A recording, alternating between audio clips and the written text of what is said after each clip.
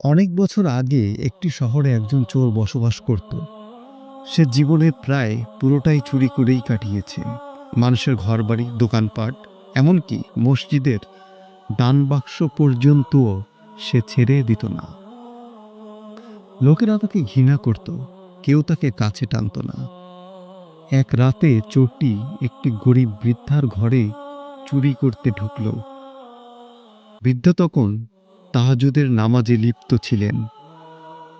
সে দোয়া করছিল, হে আল্লাহ, আমার কোনো সম্পদ নেই, এই বুড়ো শরীর নিয়ে আমি আর কাজ করতে পারি না, আমাকে সাহায্য করো, হে দয়ালু, হে আমার রব।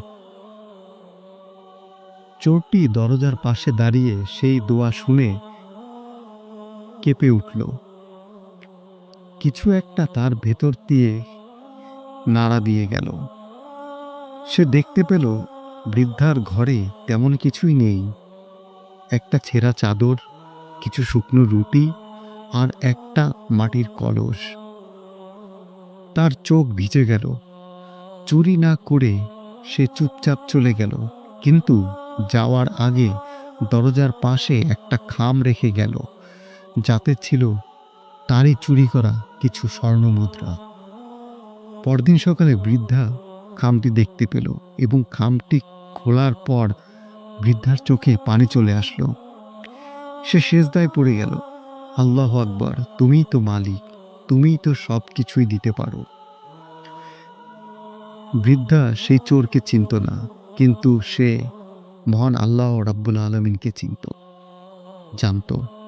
এর কিছুদিন পর সেই চোর এক রোগে আক্রান্ত হয়ে পড়ে।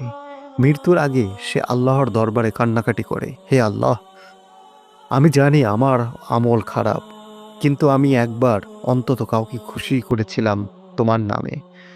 তুমি যদি ইচ্ছা করো, ক্ষমা করে দিতে পারো। আমি দয়াময় রবের দয়া ছাড়া কিছুই চাই না। সে কাঁদতে কাঁদতে একটা সময় মারা গেল। এক আল্লাহ ভীরু আলেম সেই রাতেই এক স্বপ্ন দেখেন। তিনি দেখতে পান জান্নাতের দরজায় একজন অপরিচিত লোক দাঁড়িয়ে আছে, আর ফেরেশতারা তাকে বলছে, তুমি তো চোর ছিলে, তবে এক রাতে তুমি কাউকে দোয়া করার সুযোগ করে দিয়েছিলে। আল্লাহ তোমার সেই দয়ালু কাজের বদৌলতে তোমাকে ক্ষমা করেছিলেন। আল্লাহ বলেন, নিশ্চয়ই আমি ক্ষমাশীল, দয়াবান।